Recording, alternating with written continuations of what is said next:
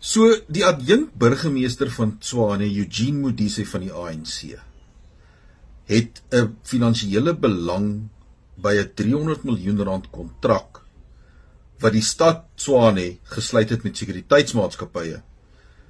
En een van die eiendomme wat hy aan hulle verhuur, dis waar een van hierdie maatskappye sy operasies bedryf. Bo-op dit het die agbare Modise nooit sy multimiljoen rand eiendomsportefeulje verklaar nie. Dit is die adjunk burgemeester van die hoofstad van die land. Daar was nou 'n forensiese ondersoek en 'n forensiese verslag, maar nou moet dit eers na 'n komitee toe verwys word, wat dan sal oorweeg om aanbevelings te maak van verdere optrede.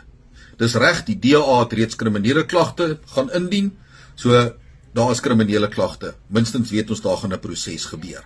Maar nou is die vraag, as die ANC dan nou so vasklou en glo dat hy skoon regering wil hê, waarom tree die party nie self op nie?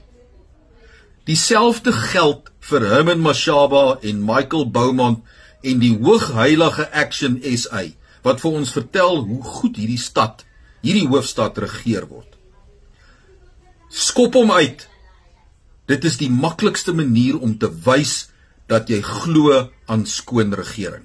Anderster is julle net nog 'n spul skelms.